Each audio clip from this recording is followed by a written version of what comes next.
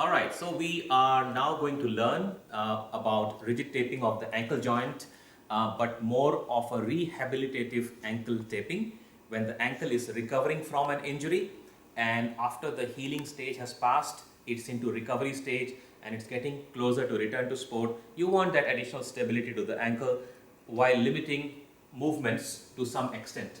So quick recap of the anatomy of the ankle joint.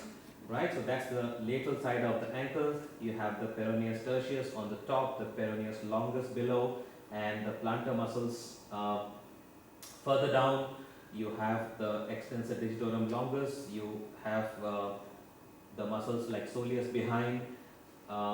Then you go to the medial side. You can see the calcaneus. You can see the talus. You can see the tibia.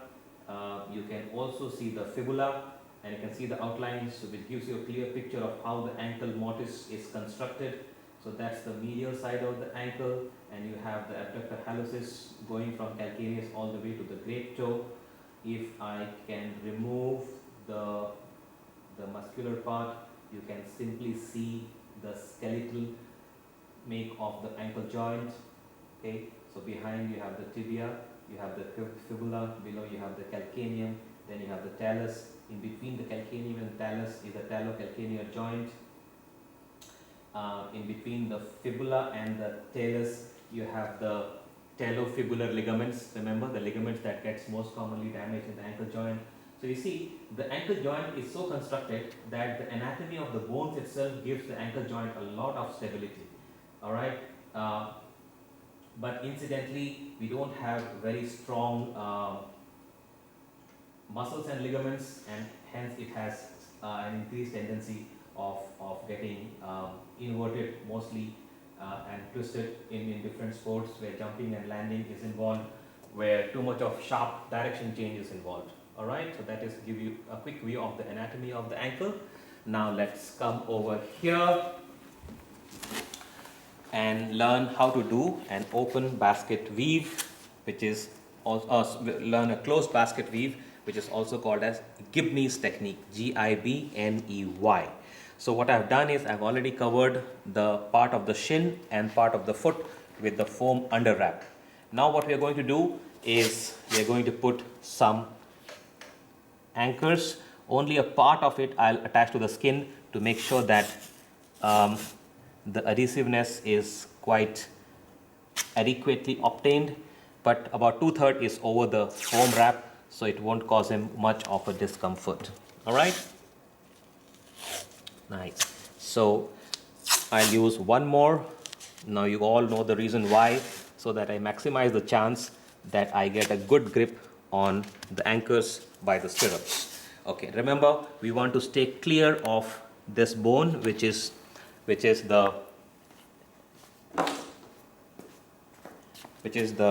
distal end of the fifth metatarsal. So when the foot lands, this will expand and this will be bulging outwards. So if the tape goes over this, it constricts the foot and it's very uncomfortable for the athlete. All right, so we will stay clear of that, and we will start our taping about a finger width distal to that particular bony mount. All right, so what I'll use is right that bony mount. Stay clear of it while I'm applying my lower anchor, and make sure the bottom or the sole is free of any wrinkles or blisters. That's quite critical.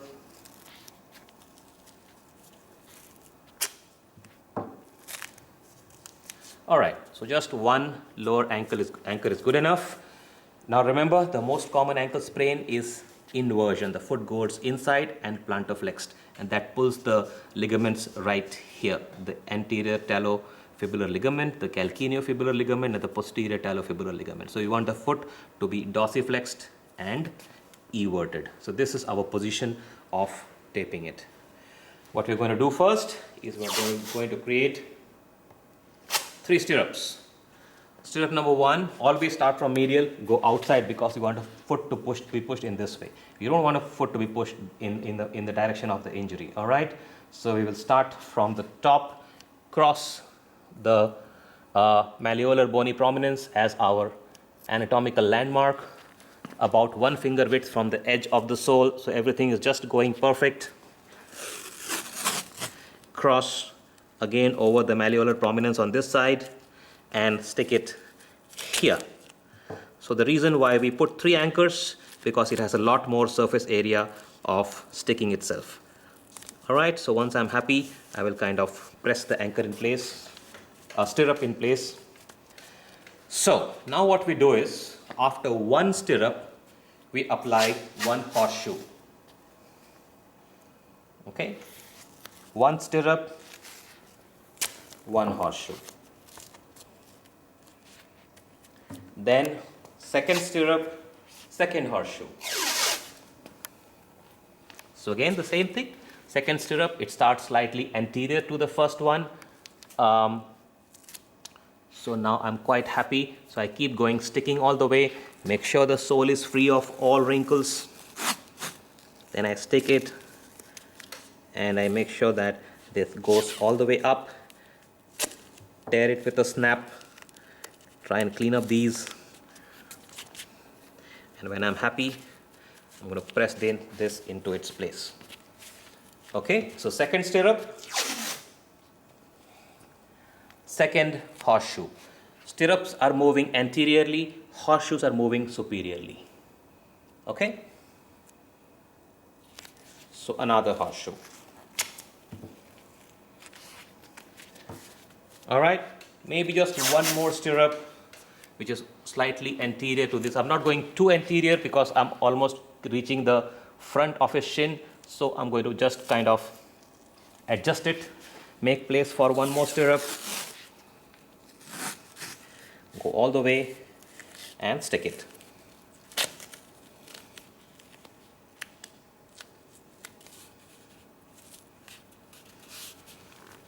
Alright, and the third stirrup is done, and now what we do is the third horseshoe. So we are alternating a stirrup with the horseshoe and horseshoe with the stirrup and stirrup. This is like weaving a basket, and therefore the term closed basket weave, also called as the Gibney's technique. Alright, so once I'm happy with all these construction of the tape, now what I'm going to do is reinforce. We reinforce doing the same thing, figure of 8.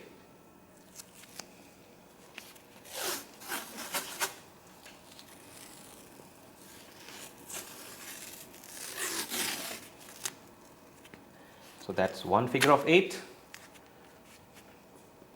and then we do a heel lock. So heel lock, you go down, then you cross over to the other side, and then when you come here, it's now called as a double heel lock. The heel gets locked medially as well as laterally. Alright, and make sure when it passes the sole, flatten it out, ensure that there are no creases or wrinkles. So now we are done with the heel lock. Okay, now we're going to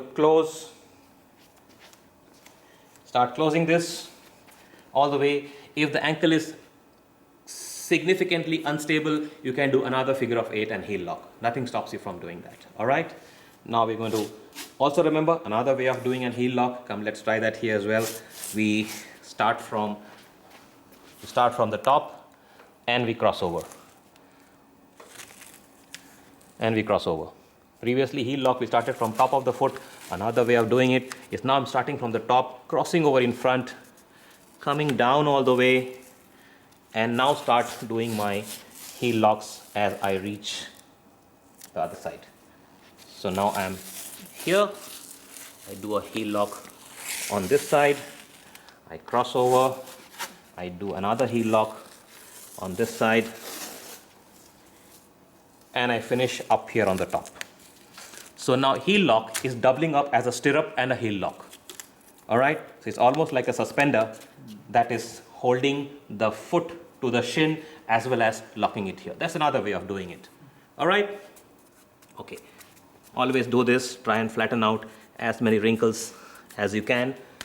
After this, all that we are left with is closing it up. Remember, we always close from top down. You guys are well aware of the functional utility of this approach of why top down and not why bottoms up.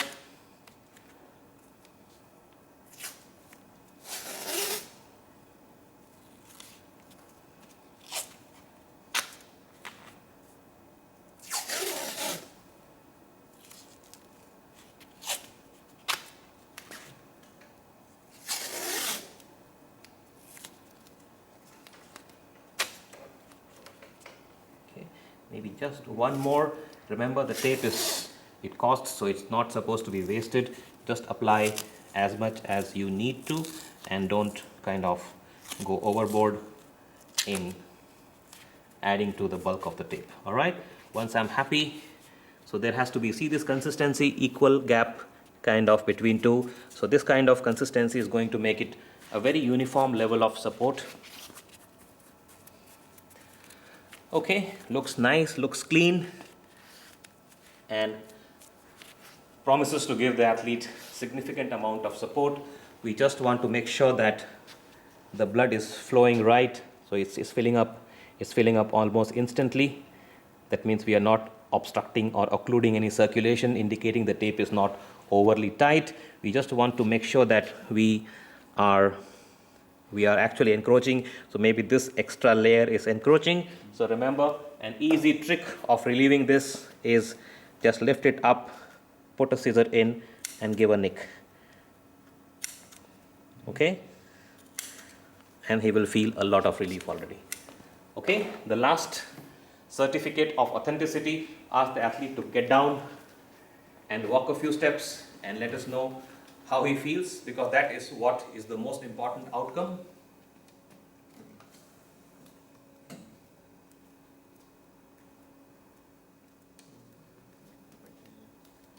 Yeah, the one we did was on that side, left side. So just focus there. The movement is much more restricted. Yes, because you are stable. You are fresh to the injury. Yeah. So we don't want much to happen here. Yeah. With this, there's no way of. Oh, no question. No way. Oh, no question. Yeah, because the. Yeah. Unless you come Stable. Yeah, very absolutely. stable. Awesome. Okay. Thank you.